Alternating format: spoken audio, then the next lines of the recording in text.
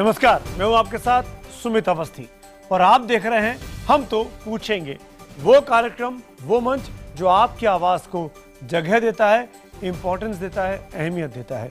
आज हम खास बात करने वाले हैं दिल्ली से जुड़े एक खास मुद्दे की। आज डिबेट नंबर 1, क्योंकि आज शनिवार का दिन है, एक ही डिबेट होगा। देश की राजधानी दिल्ली में 2 मासूम बच्चियों के साथ गैंगरेप की वारदात सामने आई बीते 24 घंटों में।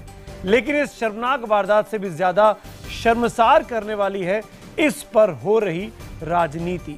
दिल्ली के मुख्यमंत्री अरविंद केजरीवाल ने इन दोनों घटनाओं को केंद्र सरकार पर हमले का बहाना बना लिया।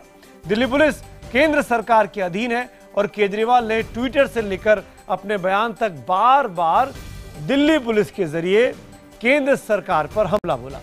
जाहिर है सीएम के इस बयान पर विरोधियों को पलटवार करना ही था और उन्होंने किया भी वैसा ही। इस पर हम खास बातचीत करेंगे अब से थोड़ी देर में। और आज रात 8:30 बजे जरूर देखिए देश का इकलौता पॉजिटिव सकारात्मक न्यूज शो शाबाश इंडिया, अपने पूरे परिवार के साथ और खास तौर पर अपने बच्चों के साथ। शाबाश इंडिया रात 8:30 बजे हमारा साप्ताहिक खास कार्यक्रम। आगे बढ़े उसके पहले ये जरूर जानना जरूरी है कि आज दिल्ली में किस तरीके से रेप पर राजनीति हो रही है। चाहे आप विपक्ष में रहें या फिर सत्ता में आ जाएं, लेकिन राजनीति करना जैसे कि इन राजनेताओं के खून में, रगों में बहता है।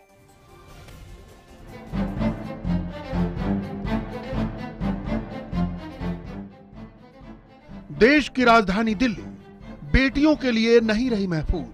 एक ही दिन में 2 बच्चियों के साथ दुष्कर्म।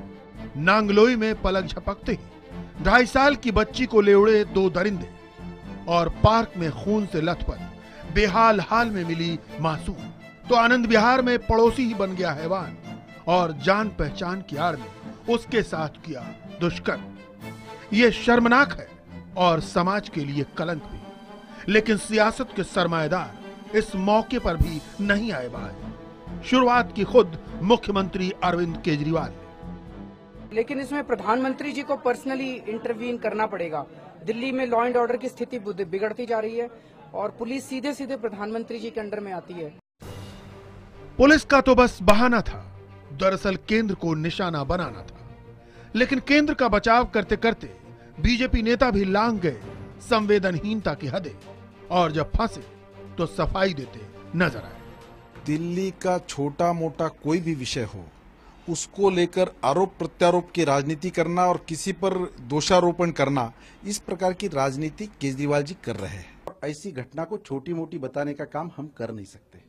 मेरा जो कमेंट है वो इसलिए है कि दिल्ली की सुरक्षा विषय में, दिल्ली के प्रशासन के विषय में कोई भी कानूनी दिक्कत पैदा होती है तो हर विषय पर केजरीवाल जी मोदी जी पर निशाना साधते हैं। निर्भया से लेकर हर दूसरी वारदात में केजरीवाल के निशाने पर रही शीला दीक्षित के लिए यह पलटवार का मौका था तो मौजूदा कांग्रेस अध्यक्ष अजय माकन भी कहां चूकने वाले थे।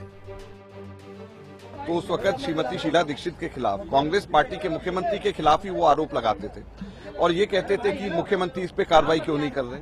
आज हम लोग उनसे पूछना चाहते हैं कि एज चीफ मिनिस्टर उन्होंने क्या कार्रवाई करी। दिल्ली को फुल स्टेटहुड मिलेगा तब आप बात 1 महीने की करिएगा, कम 1 महीने में कर देंगे। पर मुश्किल तो, जरूरत तो आज की है ना। तो मेरी तो रिक्वेस्ट यही है कि ये ब्लेम गेम शुरू बंद कर दे। 2 बच्चियां दरिंदगी का शिकार हुई, उनकी पीड़ा है, उनके परिवार का दर्द है। जाहिर है पहले परिवार को मुख्यमंत्री की सहानुभूति की दरकार थी, लेकिन मुख्यमंत्री केजरीवाल ने ट्विटर पर शुरुआत की दिल्ली पुलिस और पीएम पर निशाने के साथ। इसलिए हम तो पूछेंगे, क्या बच्चियों के साथ रेप पर राजनीति कर रहे हैं दिल्ली के सीएम केजरीवाल? तो एक बार जरा गौर से फिर से हमारे आज के सवाल को सुनिए कि क्या बच्चियों के साथ हुए रेप पर राजनीति कर रहे हैं दिल्ली के मुख्यमंत्री अरविंद केजरीवाल? अगर आपको लगता है हाँ, तो IBN7 स्पेस देकर Y लिखिए और ना के लिए IBN7 स्पेस देकर N लिखिए। अपनी राय 51818 पर SMS करें और इसके साथ ही आप #HTP और #Delhi Rape Politics के जरिए भी ट्वीट कर अपनी राय हम तक पहुंचा सकते हैं। इसके साथ ही IBN खबर के फेसबुक पेज के जरिए भी आप हमसे जुड़ सकते हैं। डिबेट की शुरुआत करता हूं, मेहमानों का परिचय आपसे कराता हूं। आपकी राय इस शो के दौरान हम लगातार दिखाते रहेंगे स्क्रीन पर। इस वक्त हमारे साथ आम आदमी पार्टी की तरफ से पार्टी की वरिष्ठ प्रवक्ता अलका लांबा जी हैं। कांग्रेस पार्टी की तरफ से पार्टी की जाने माना चेहरा, विधायक रही नेता बरखा शुक्ला सिंह हमारे साथ हैं। भारतीय जनता पार्टी की तरफ से अश्विनी उपाध्याय पार्टी के प्रवक्ता हमारे साथ हैं। राजन भगत साहब मेरे साथ हैं, जो कि दिल्ली पुलिस के प्रवक्ता हैं, खुद दिल्ली पुलिस के ऑफिसर हैं। और साथ में दिल्ली की आवाज़ के तौर पर हमारे साथ जानी मानी रेडियो जॉकी RJ रिचा हमारे साथ जुड़ रही हैं। शो का एक फॉर्मेट है, मैं एक बार सबके लिए रिपीट कर दूं क्योंकि बहुत से मेहमान पहली बार आए हैं शो में। 45 सेकंड पहले ओपनिंग रिमार्क्स के लिए आप सबको मिलेंगे। उस ओपनिंग रिमार्क्स में किसी को भी बीच में इंटरवीन नहीं करने दिया जाएगा। एक बार पांचों पैनलिस्ट 45-45 सेकंड में अपनी अपनी बारी पूरी कर लेंगे, फिर हम डिबेट की शुरुआत करेंगे। पहले 45 सेकंड में सबसे पहले अलका लांबा जी, मैं आपसे पूछना चाहता हूं, आपकी सरकार है, आपके मुख्यमंत्री मिलने गए दोनों जगह, बहुत अच्छी बात है, घावों पर मरहम लगाने की कोशिश की, बहुत अच्छी बात है। लेकिन मैं ये जानना चाहता हूं, जाने के पहले ही ट्वीट कर जानकारी देना, ना सिर्फ ट्वीट करके जानकारी देना बल्कि एक तरीके से केंद्र सरकार पर हमला कर देना, आपने अभी तक कोई कंपनसेशन का अनाउंसमेंट नहीं किया है। राजनीति नहीं कहें तो क्या कहें? अलका लांबा। सुमित जी, मैं ये बात कहूंगी कि एक मुख्यमंत्री का खुद चलकर अस्पताल में जाना और 2.5 साल की बलात्कार की पीड़ित बच्ची को मिलना, अगर ये संवेदनशीलता दिखाना राजनीति करना है तो मुझे लगता है ये संवेदनशीलता दिखाना हर एक के लिए बहुत जरूरी है। राजनीतिक इच्छा शक्ति दिखाना कि हाँ, हम बलात्कार से लड़ना चाहते हैं, हमारी जवाबदेही है, हम बिल्कुल चाहते हैं कि वो जवाबदेही हमारी है, तो दिल्ली का पुलिस की जवाबदेही दिल्ली की सरकार के प्रति हो, कानून की व्यवस्था हमारे प्रति हो। हम ऐसा क्या काम है जो 6 महीनों में नहीं किया, जो हमें करना था, बिल्कुल हम जानना चाहेंगे। हमसे पूछेंगे तो कैबिनेट ने फैसला लिया है कि जो हाई कोर्ट ने अभी PIL डाली थी निर्भया केस में, उसमें हाई कोर्ट ने केंद्र सरकार को कहा है कि आप CCTV कैमरे लगाएं, और वो CCTV कैमरे लगाने। जी 45 सेकंड हुए अलका, मैं लौटूंगा आपके पास, पूरा मौका मिलेगा आपको अपनी बातें दोहराने का। अश्विनी उपाध्याय, आपने अलका लांबा की बातें सुनी, मैं आपका रिएक्शन जानना चाहूंगा और साथ साथ ये भी जानना चाहूंगा श्याम जाजू साहब क्यों इसको छोटी घटना बताते हैं? देखिए, पहली बात तो श्याम जाजू जी की बात मैं आपको बता दूं, मुझे लगता है अगर उसको पूरी उनकी बात देखेंगे तो केजरीवाल जी के कॉन्टेक्स्ट में कहा गया है, न कि ये कहा गया है कि इस घटना को उन्होंने छोटी बताया, बल्कि ये बताया कि मुख्यमंत्री किस तरीके से हमेशा ये काम करते हैं, चाहे दादरी घटना हो चाहे और अलग अलग घटनाएं। अब मैं आता हूँ इस पे, ये सरकार लगातार कन्फ्रंटेशन मोड में है। इस सरकार को समझना पड़ेगा, इनको ऐतिहासिक बहुमत मिला है कन्फ्रंटेशन करने के लिए नहीं। इनको जो ऐतिहासिक बहुमत मिला था, जो 70 पॉइंट का एजेंडा लेके जनता को दिखाया था, उसके लिए मिला था। उसमें आपका CCTV है, उसमें आपका महिला सुरक्षा है, उसमें कमांडो है, और उसमें सबसे बड़ी बात सुमित मैं आपको बताऊं, ये 2-3 बलात्कार की घटनाएं हुई है, सब अंधेरे में हुई है। नवरात्रा का टाइम चल रहा है, नवरात्रे में बिजली चाहिए दिल्ली को, ये सरकार बिजली देने। ठीक है, आपके 45 सेकंड हो गए। बरखा शुक्ला सिंह, मैं आपकी भी राय जानता हूं, फिर हम पॉलिटिकल फेसेस के पास चलेंगे। कौन राजनीति कर रहा है, श्याम जाजू या अरविंद केजरीवाल या अजय माकन? देखिए, मैं बहुत पहले चीज़ तो ये कहूँगी कि ये बहुत ही दुर्भाग्यपूर्ण है जो हुआ है, और इस पे राजनीति करना ये उससे भी ज़्यादा घटिया बात है। मगर केजरीवाल जी अपने लोगों को क्यों नहीं देखते हैं? जो उनके लोग लड़कियों के साथ गलत काम करते हैं, जो आपराधिक तत्व के लोग हैं, वो इनके पास है, चाहे वो सोमनाथ भारती हो, चाहे वो कुमार विश्वास हो, चाहे वो दीपक चौधरी हो। जब ये इन्होंने एक बात और कही है आज कि हमारे MLAs को मत पकड़ो, बाकी पुलिस हमें दे दो, तो इस तरह की राजनीति करना और ये दूसरों के ऊपर इल्ज़ाम लगाना, जब शीला जी थी तब इन्होंने कहा था इतना असहाय मुख्यमंत्री हमें नहीं चाहिए। तो आप बिल्कुल बरखा जी, 45 सेकंड हो गए, मैं लौटूंगा आपके पास, समय की मजबूरी है। रिचा, दिल्ली की आवाज़ हैं आप, खुलकर अपनी बात रखती हैं, मैंने इसीलिए तीनों पॉलिटिशियंस को पहले आपको सुनवाया। आप न्यूट्रल हैं इस पैनल पे, आप किसी पार्टी से जुड़ी नहीं हैं, राजनीति नहीं हो रही है तो क्या हो रहा है? रेप पर अफसोस कम और राजनीति बहुत ज्यादा।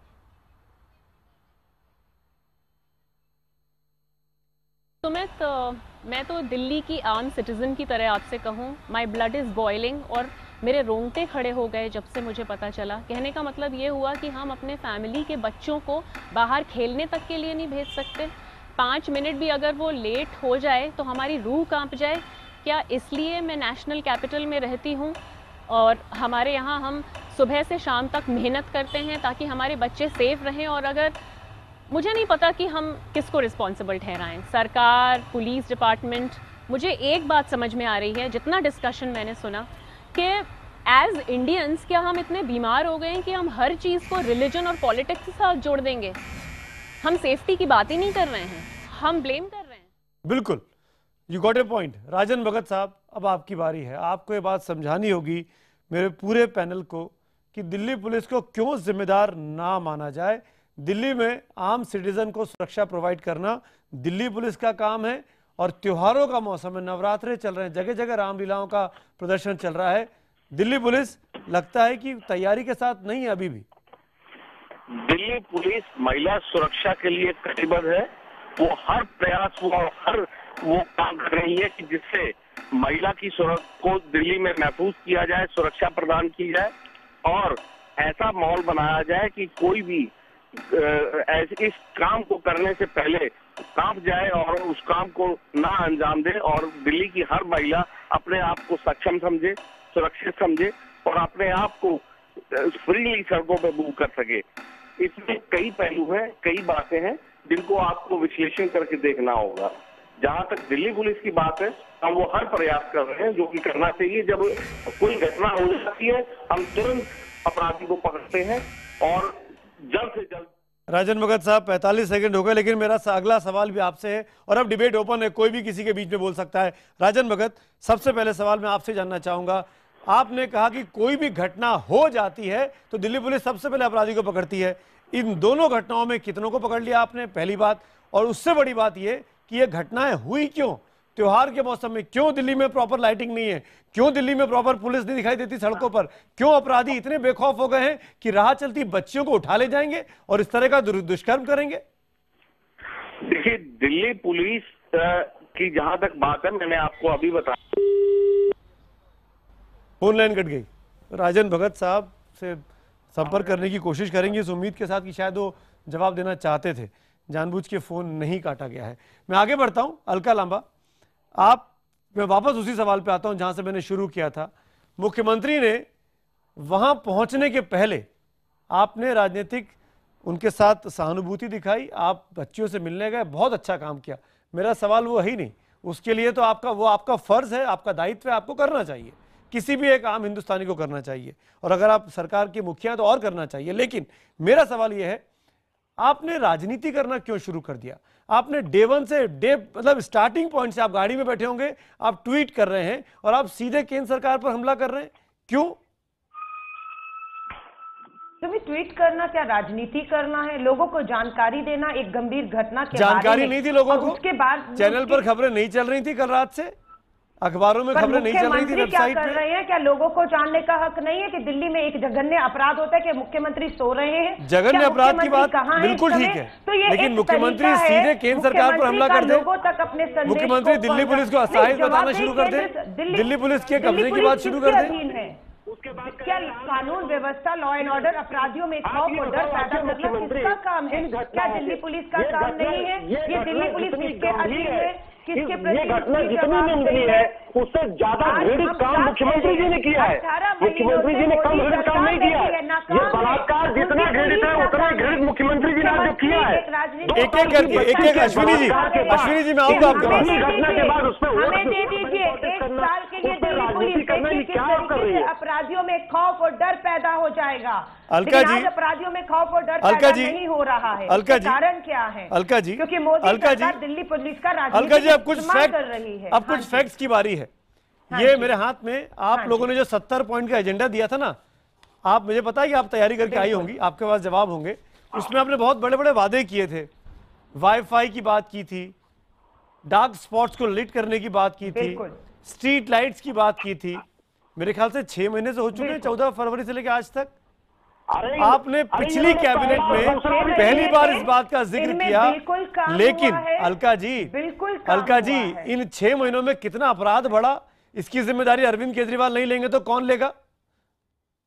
नहीं, अपराध अगर बढ़ रहा है तो उसकी जिम्मेदारी बिल्कुल जिनके हाथ में कानून व्यवस्था है, अपराधियों के मनों में, दिलों में डर पैदा करना है कि आपकी चमड़ी उधेड़ ली जाएगी अगर आपने किसी 2.5 साल की बच्ची का इस तरह से बलात्कार किया। वो डर कहीं ना कहीं पैदा करने में दिल्ली पुलिस पूरी तरह से नाकाम रही है। और मैं मोदी सरकार के कहूंगी राजनीतिक, और दिल्ली पुलिस आपके हवाले कर देगा तो ठीक हो जाएगी, महिलाएं सुरक्षित, दिल्ली पुलिस अरविंद केजरीवाल के पास आ जाएगी तो ठीक हो जाएगी। बिल्कुल उनका राजनीतिक इस्तेमाल करना बंद हो जाएगा और उनकी जवाबदेही तय होगी। सोमनाथ भारती की पत्नी उन पर मुकदमा करती है निजी तौर पर, तो ये राजनीतिक मुकदमा हुआ। ऐसे बहुत से मामले आज भी, मैंने तो कहा नहीं, ये आपका सोचना, आपका मानना है। भारती जी कहूं, निहाल चंद कहूं, बहुत से मामले हैं। फिर बात वही है कि 2.5 साल की बच्ची के बलात्कार जो है उसे भूल जाइए और ले आइए निहाल चंद और भारती जी पर बहस को, हम उस पर बहस 2.5 साल की बच्ची के बारे में बात कर रहा हूं और मैं आपकी राजनीति पर बात कर रहा हूं। वही कह रही हूं। तो फिर निहाल और चंद और इनको बीच में मत लाइए। तो दिल्ली पुलिस जब सोमनाथ भारती पर कार्रवाई करती है तो राजनीति कर रही है, और आप जो कहते हो राजनीति नहीं है। बिल्कुल राजनीति इसलिए कर रही है क्योंकि निहाल चंद केंद्रीय मंत्री बनकर बैठा रहता है, कोई कार्रवाई और आप नहीं होती जो कर रहे हैं वो राजनीति नहीं कर रहे हैं। कार्रवाई होती तो राजनीति, मुख्यमंत्री जो कर रहे हैं राजनीति नहीं कर रहे हैं, जवाबदेही ले रहे हैं। दोनों के दोनों बच्चियों के लिए अपनी जवाबदेही ले रहे हैं। मेरी जानकारी के मुताबिक अब तक आपकी सरकार ने कोई कंपनसेशन अनाउंस नहीं किया है। इतनी सहानुभूति भी नहीं है, मुलाकात करके आए, मुआवजा क्यों नहीं, सहानुभूति क्यों नहीं, मदद क्यों नहीं? आज अरविंद जी के अलावा कितने लोग अस्पताल में पहुंचे, जितने लोग भी राजनीतिक लोग चैनलों पे बैठे हैं, बताइए कितनों ने संवेदनशीलता दिखाई इन 2.5 साल की बच्चियों के लिए? बीजेपी के नेता पहुंचे, कोई ट्वीट करके नहीं पहुंचा। नहीं तो गए थे, आप ही बता दीजिए केंद्र में बैठी मोदी सरकार ने कोई कंपनसेशन के लिए दे दिया? हर जगह आप बताइए मीनाक्षी के साथ भी जो कुछ हुआ, हल्का 1 मिनट अश्विनी को बोलने दीजिए, मैं आ रहा हूं आपके पास। अश्विनी जी आप बताइए देश को, आपकी पार्टी क्या मदद करने वाली है इन बच्चियों के साथ? आपकी पार्टी के नेताओं ने किन किन ने जाके मुलाकात की? अश्विनी उपाध्याय, हमारी पार्टी के नेता गए, लेकिन हमारी पार्टी के नेता ट्वीट करके नहीं जाते। जैसे ये ट्वीट करते हैं ना, आन रहे तो दादरी, आन रहे तो मुजफ्फरनगर, आन रहे तो सहारनपुर, बताइए झूठ मत बोलिए। ये तो मुझे लगता है गाड़ी में बैठते हैं उसके बाद बताना शुरू कर देते हैं। कोई नेता नहीं गया, कोई मीडिया अटेंशन चैनलों में आकर सिर्फ बोल रहे हैं आप, चैनलों पे आके राजनीति कर रहे हैं, कोई नेता नहीं गया। मतलब नहीं है, इनको केवल ये चाहिए ट्वीट कर दे कि भाई आपको तो हाईकोर्ट ने कहा सीसीटीवी कैमरे लगाइए, आपने कहा हमारे पास पैसा नहीं है। पहले नगर निगम भ्रष्ट, नगर निगम रोटी पैसा लिया, केंद्र में बैठी मोदी सरकार कहती है पैसा नहीं है। निर्भया का पैसा कहाँ गया? क्यों निर्भया का शर्म आ रही है मुझे आज। वो हाईकोर्ट दिल्ली के कहने पर अलका जी, अश्विनी जी, मुझे शर्म आ रही है आज कि हम कहाँ डिबेट को लेके जा रहे हैं। और शर्म ये इसलिए भी आती है कि मैं इस दिल्ली में रहता हूँ। मैं इस शर्म इसलिए भी आती है कि अरविंद केजरीवाल जब दिल्ली में नहीं मुख्यमंत्री थे और निर्भया कांड होता है तो यही अरविंद केजरीवाल शीला दीक्षित को असहाय बताते हैं, और आज वही अरविंद केजरीवाल केंद्र में शीला दीक्षित जी की ही सरकार थी, इसलिए तो इसका मतलब क्या हो गया? आज अरविंद जी की इसका मतलब क्या हो गया कि शीला दीक्षित जाके काम करने शुरू कर देती है वहां पर? कानून और पुलिस ये बताइए नहीं तो उनकी केंद्र में सरकार थी, कांग्रेस की सरकार। देश में सिस्टम है कि नहीं? केंद्र की कांग्रेस सरकार के हाथ में थी। अगर अरविंद केजरीवाल को इस बात, 1 मिनट अश्विनी जी 1 मिनट, अलका, आप लोग जब सरकार में आए, ये तो दोबारा आए हैं, क्या इस बात की जानकारी आप लोगों को नहीं थी कि दिल्ली पुलिस की कमान हमारे हाथ में नहीं है? आपको जानकारी थी? आपने अपने पॉइंट में कहा कि हम दिल्ली पुलिस का पूरा अधिकार दिलाने की कोशिश करेंगे। सरकार के हाथ में पुलिस और कानून, ठीक है ना, इस बात की जानकारी थी।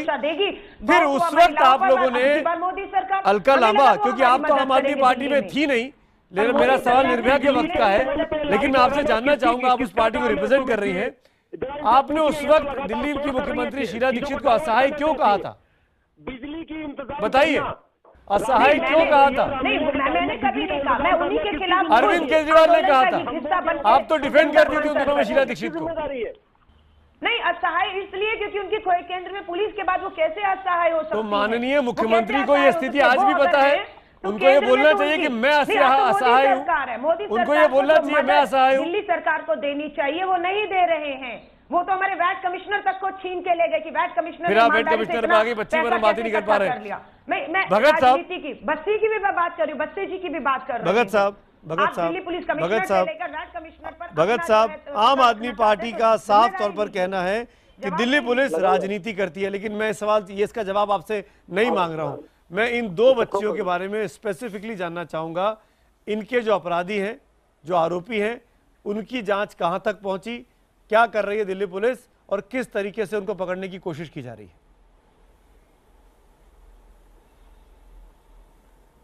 दिल्ली पुलिस पूरी तरह निष्पक्षता से काम करती है और अपने एक स्टैंडिंग ऑपरेटिंग प्रोसीजर है, उसको लेके हर केस को निपटती है। इसमें कोई बड़ा छोटा नेता या अभिनेता या कोई किसी किस्म का भेदभाव नहीं होता। यदि कोई किसी के खिलाफ कोई शिकायत आती है, सबूत आता है, तो उसके खिलाफ जो कानून के तहत प्रावधान है उनका प्रोसीजर को फॉलो करते हुए उस काम को किया जाता है। और इसमें हर केस जो भी है उसकी स्टेज अलग अलग है। और ये हम आज जो विषय जिस पे बात कर रहे हैं वो एक बड़ी दुखद घटना है, हमें पूरी सहानुभूति है। और उसके साथ दिल्ली पुलिस अपनी जो हमारी एक मुहिम है महिला को सुरक्षित बनाने का और उनको सक्षम बनाने का, हमने दिल्ली सरकार को, भारत सरकार को, माफी के साथ, आप बहुत वरिष्ठ अधिकारी हैं, आप बहुत सीनियर हैं भगत साहब, माफी के साथ मुझे इंटरवीन करना पड़ेगा यहाँ पे।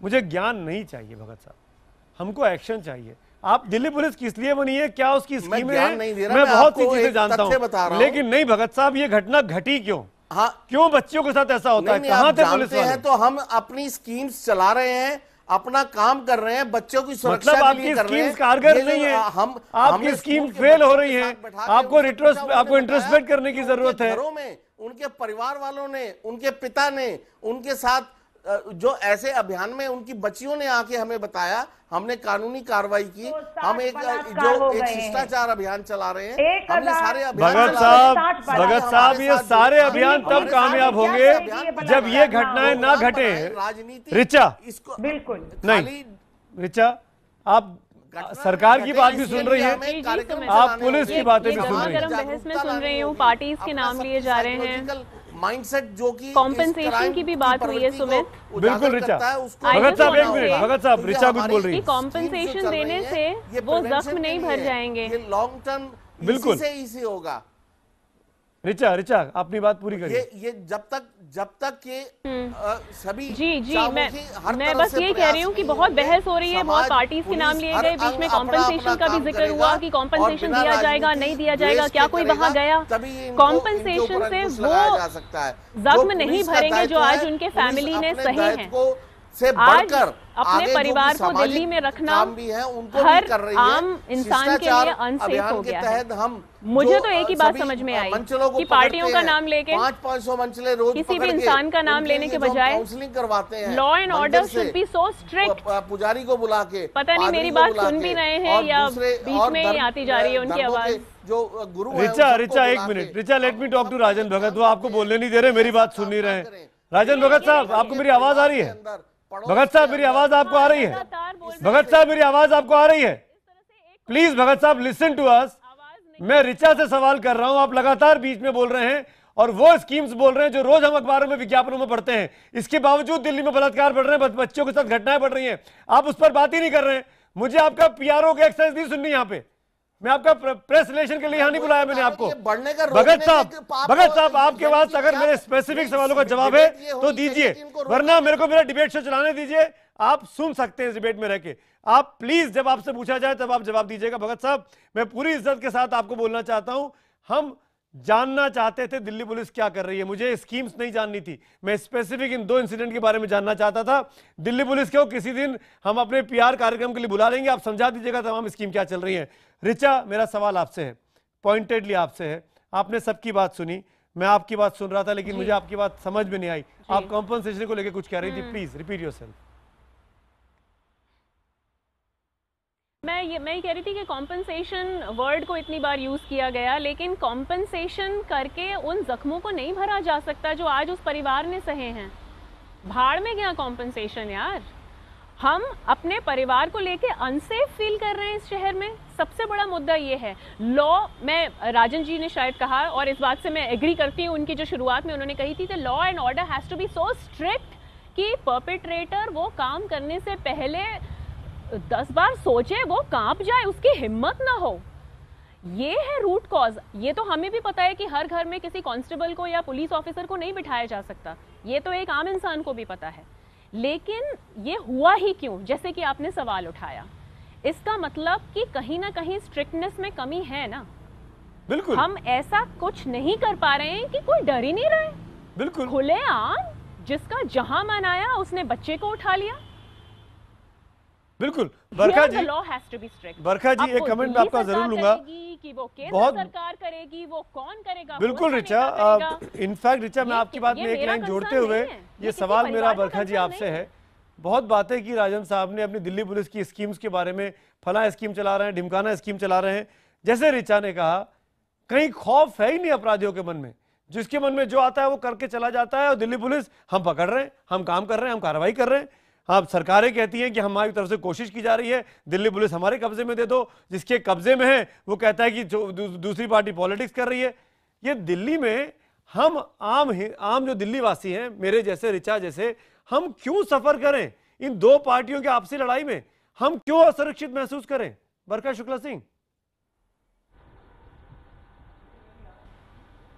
देखिए, मैं सुमित जी यहाँ यही कहना चाहूँगी कि जब अरविंद केजरीवाल जी सत्ता में आए थे, इनको लोगों ने सिर्फ इतना बड़ा मैंडेट इसलिए दिया था कि इन्होंने बड़े बड़े वादे किए थे कि हम महिला सुरक्षा निर्भया करके ये सत्ता में आए थे, और इतना बड़ा मैंडेट मिल गया था, लोगों ने दिया कि शायद ये हमें कहीं रिलीफ दिलाएंगे, लोगों की रक्षा करेंगे, महिलाओं की रक्षा करेंगे। लेकिन आज अपराध उससे कहीं ज्यादा, आप देखें, आंकड़े बढ़ चुके हैं, रेप भी हो रहे। इसका सिर्फ एक वजह है कि जब इनके अपने लोगों पे बात आती है तो ये बात कभी नहीं बोलेंगे, कुछ नहीं कहेंगे। आपको याद होगा दीपक चौधरी, इन्हीं का बरखा जी, मैं फिर टॉपिक पे लौटूंगा, मैं राजनीति नहीं करने दूंगा।